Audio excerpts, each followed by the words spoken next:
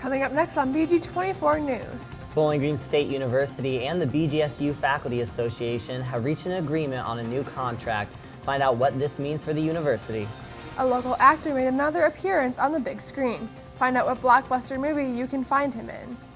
The verdict is in on Chardon High School shooting. We've got the details. Plus, a look at your Black Swamp weather forecast and BG24 sports. Welcome to your campus and community connection. Wood County's live local news starts right now. This is BG24 News, live at 5:30. Good evening, everyone, and thank you for joining us tonight. I'm Lucas Stahl. And I'm Megan Gallagher. Our top story tonight. Sentencing has come down in the case against T.J. Lane. Lane was the person responsible for the Chardon High School shootings in February in 2012 that killed 3 people and injured 3 others. Lane pleaded guilty to all 5 charges against him. The charges included 3 counts of aggravated murder. Lane entered the court today wearing a white t-shirt with the word "killer" written across the front. The prosecutor in the case spoke about Lane's actions in court after the hearing. We were not expecting that. I'm totally disgusted by that, but it has been our position all along that he knew what he was doing. He planned this out, and what he did today is consistent with what we thought of him all along. TJ was sentenced to 3 life terms in federal prison. Lane was unable to receive the death penalty because he committed the crimes as a juvenile. 2 Ohio high school football players were found guilty on Sunday of raping a 16-year-old girl.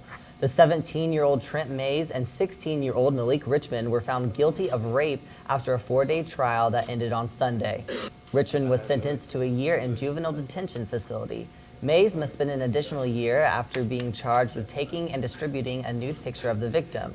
More charges could be filed in this case after Ohio Attorney General Mike DeWine asked that a grand jury be assembled.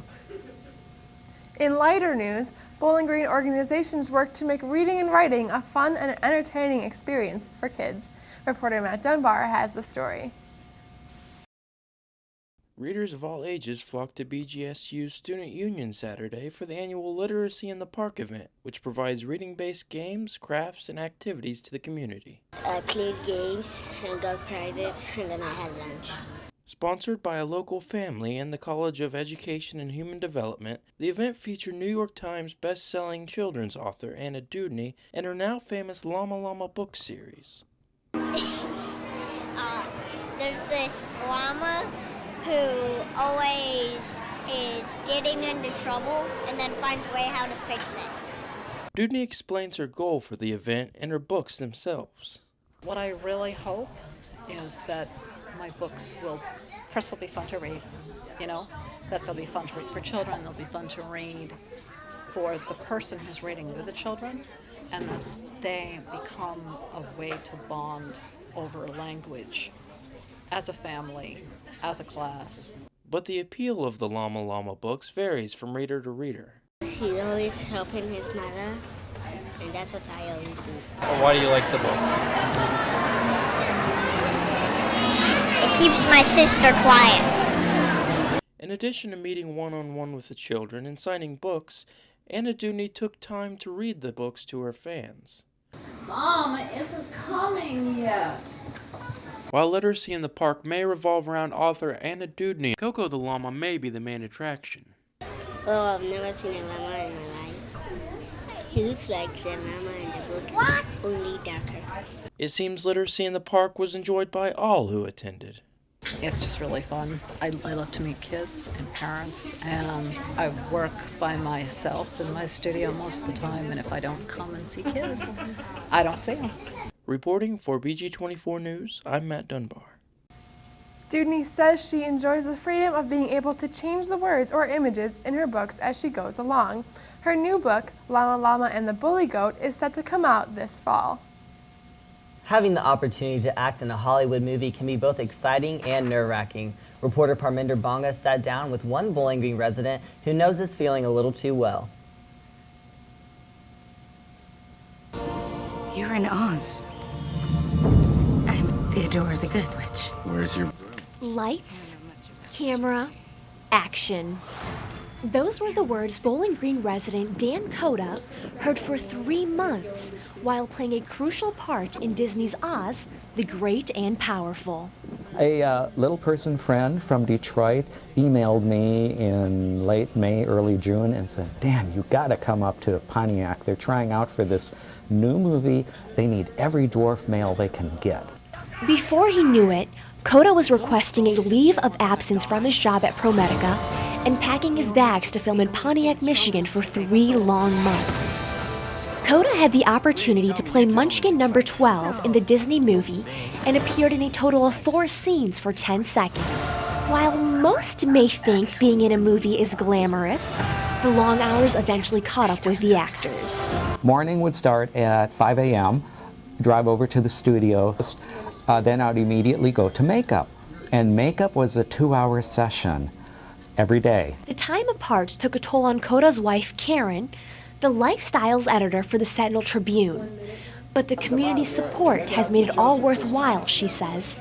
I'll be at Frisch's or something for lunch, and I think 3 people came up the other day, just at Frisch's alone. It's not like I'm big-headed about it. I don't want to be. What I'm having fun doing is just sharing it, because this can happen to anyone. When approached by fans, Coda is always willing to share his experiences and sign autographs. While meeting the stars of the movie was a treat for Coda, James Franco, he happened to be sitting someplace just taking a break, and I approached him, had a big grin, and said, "Hey, James," high-fived him. With all of his success, Coda doesn't plan on making any life changes. Just take it and enjoy the moment. If it leads you to something else, that's great. But like the old saying goes, don't quit your day job. Reporting for BG24 News, I'm Parminder Bunga. Dan and his wife are no strangers to the media. They made their debut on Channel 11, explaining their lives as little people. They have also been featured on both 13 ABC and Channel 24 News in Toledo. And now Heather Poloff joins us with a first look at our Black Swamp weather. Heather? Thanks, Lucas. So the past few days have been very cold and blustery, but tomorrow is the first day of spring. Stay tuned for your Black Swamp weather forecast to find out if the beginning of spring is going to bring us some more warmer weather. Thank you, Heather. Coming up next. A student from the group BGSU Students Supporting Faculty joins us live in the studio to talk about the recent agreement between Bowling Green State University and the BGSU FA. Plus, a look at our Black Swamp weather and BG24 sports. Stay with us. With their recent March on McFall and other demonstrations, the BGSU Faculty Association has made their frustration with administration clear. While the two sides have a clear difference in opinion, the BGSU FA and administration have finally come to an agreement. That the raise is retroactive. So since we've been working without a contract for about 2 years, the first 2 years worth of the raise will go on to people's salaries all at one time. And even the faculty who are being terminated will get that raise, and essentially for them that will become a form of severance pay. Details will be released next week, and faculty will vote on the contract in early April. And now Michael Hart, a representative from the BGSU Students Supporting Faculty, joins us live in the studio to talk about what this all means. So, Michael, for those of us who don't exactly know what your group has done, exactly what progressions have they made to help support the Faculty Association?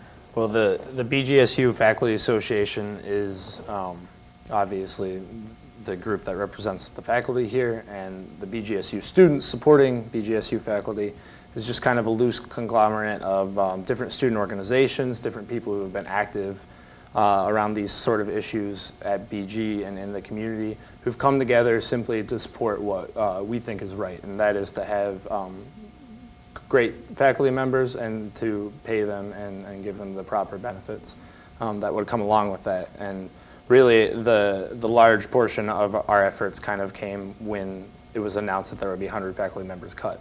And so we did a rally around that and a couple of other events to show our support. So what type of role or impact did students really take or make in between the two sides? Well, the negotiations were behind closed doors. That was between the faculty association and the administration. Our role really was to show support for the faculty association, show that the student body could come together and that we had an opinion on this issue, especially the 100 cuts. And moreover, we believe that not only should 100 faculty members not be cut, but we should have a fair contract, which they've been trying to do for years. So being at the rally, showing our voice, and showing that we weren't in support of the faculty, or sorry, the administration, I think that really helped to urge an agreement and kind of help the two sides come together. So how are students making sure that support is continued to be made for the faculty association?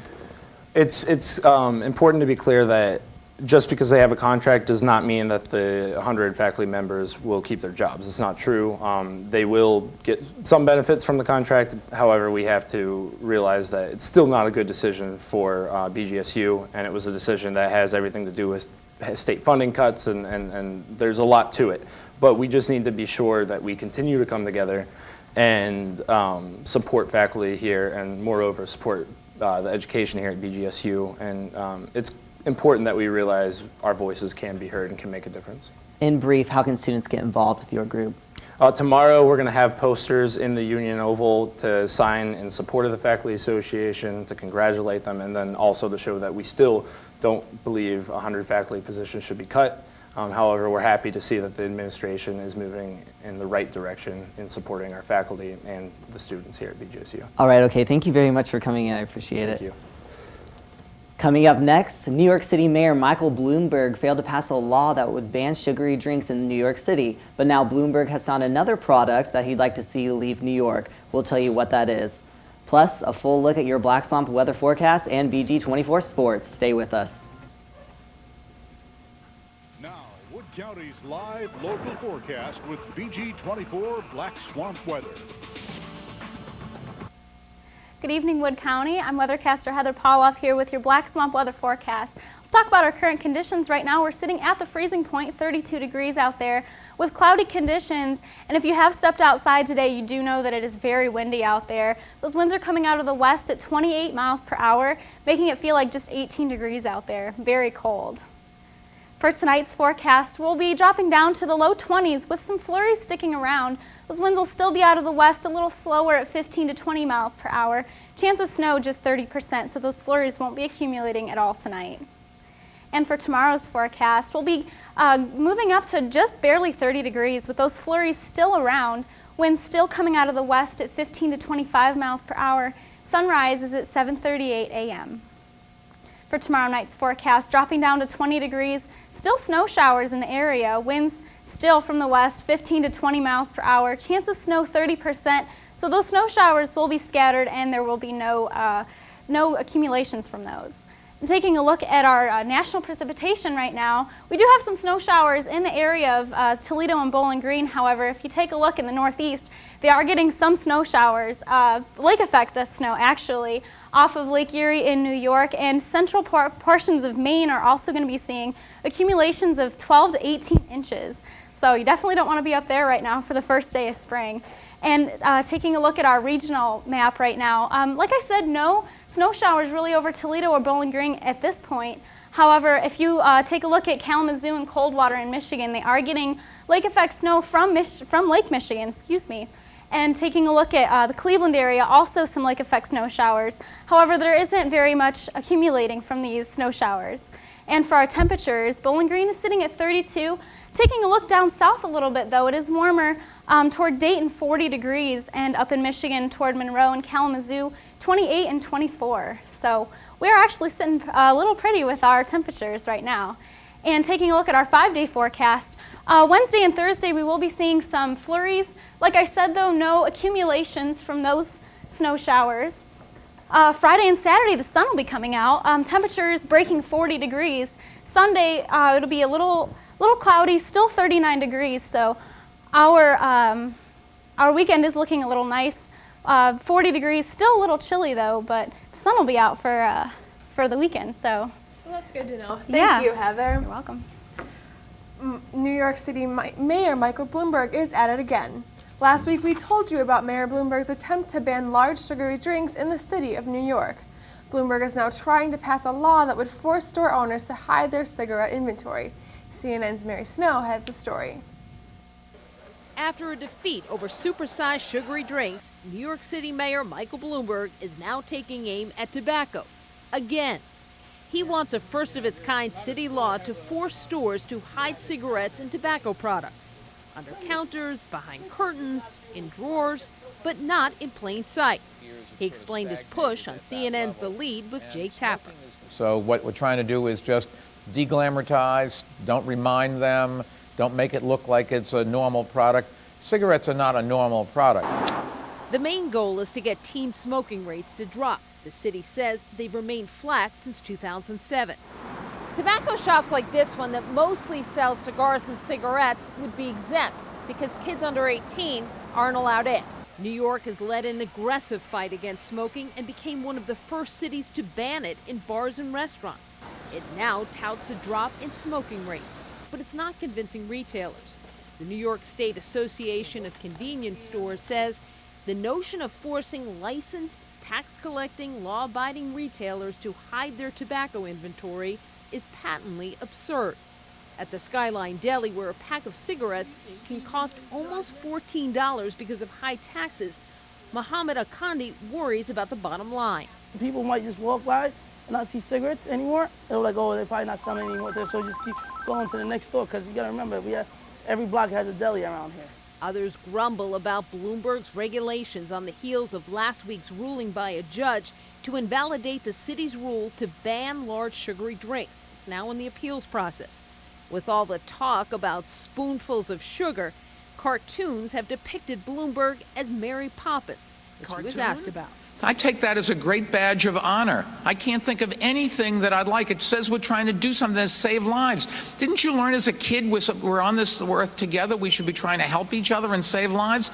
That's one of the most wonderful cartoons I've ever seen.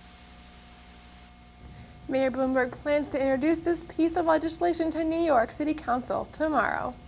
And now Jacqueline Elliott joins us for a first look at BG24 Sports. Jacqueline? Next, the women's basketball team is hosting the first round of the WNIT.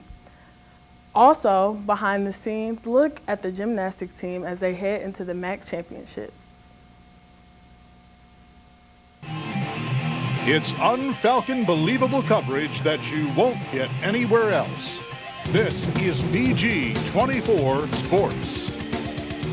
Welcome back to BG24 Sports. I'm Jacqueline Elliott. Next stop, the Mid-American Conference Championships on Saturday. That's the story for the BGSU gymnastics team, and the timing is perfect. The Falcons are coming off their highest score of the year after beating Western Michigan 195 to 192 this Saturday. So the team is peaking, and so is one of its better performers. It's usually uncommon for someone to find their passion at a young age. For sophomore gymnast Jamila Ali, she knew right away.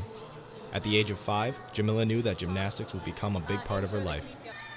Growing up in New Jersey, Jamila competed on an elite level and was state vault and floor champion in 2009.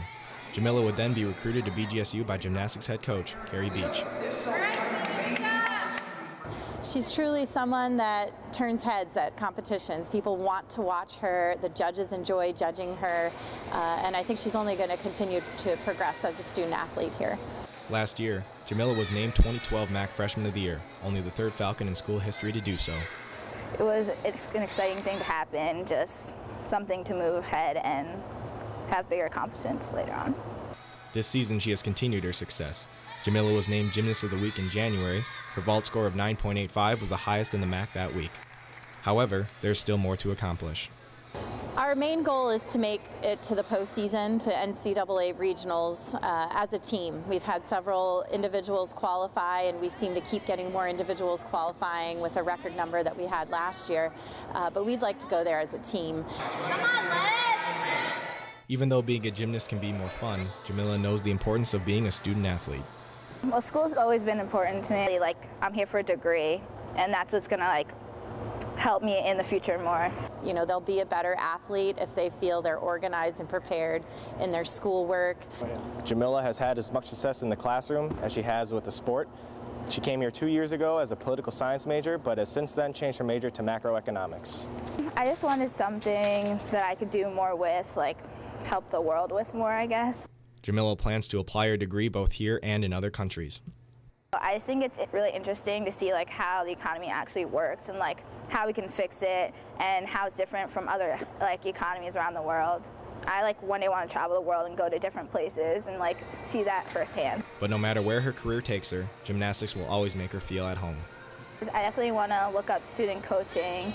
I would think it'll always be a part of my life, just not sure how big a part.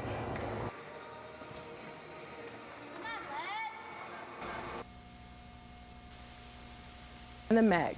That's an improvement from the last season when the team finished 1-5. BG Ice Hockey CCHA playoff run came to an end this weekend when they traveled to Notre Dame. The Falcons fell to the Fighting Irish in 2 games. Last Friday's game was an overtime loss as Notre Dame scored in the final minute of sudden death. The next night, the Falcons couldn't take the Irish to a 3rd game as they lost 4-3. Scoring for BG was Ben Murphy and 2 goals by Bryce Williamson. The Falcons finished with an overall record of 15-21-5. BG Women's Basketball will host Southern Methodist University for the first round of the Women's National Invitational Tournament. The WNIT game will be held this Thursday at the Stroh Center. Tip-off is at 7 p.m. The Falcons entered the contest with a record of 22-10, while SMU is heading in at 21-9. The BGSU Athletic Department has 300 tickets available for students. Students can pick up their tickets at the information desk at the Student Union. It's first come, first serve. Pizza Hut Players of the Week for this week are TJ Losby of the baseball team, who earned the title for the integral role he played in the 7-5 win over Illinois State as he hit 2 home runs. Also, Nikki Chiracosta of the tennis team was named Player of the Week as she went 4-0 this weekend against Butler and UIC. Congratulations, Falcons. Baseball and softball's upcoming games have yet again been rained out. Baseball's matchup with Dayton on Tuesday has been canceled. The Falcons are set to open their MAC season this Friday against Western Michigan. Softball's matchup with Oakland on Tuesday was also canceled. That's all for BG24 Sports. I'm Jacqueline Elliott, and we'll be right back. Let's get a last look at our Black Swamp weather forecast with Heather Pauloff. Heather. So tomorrow is the first day of spring, but it won't get warm until this weekend with the sun coming out. So if you do have plans for this weekend, it will be a little nicer than it has been the past few days.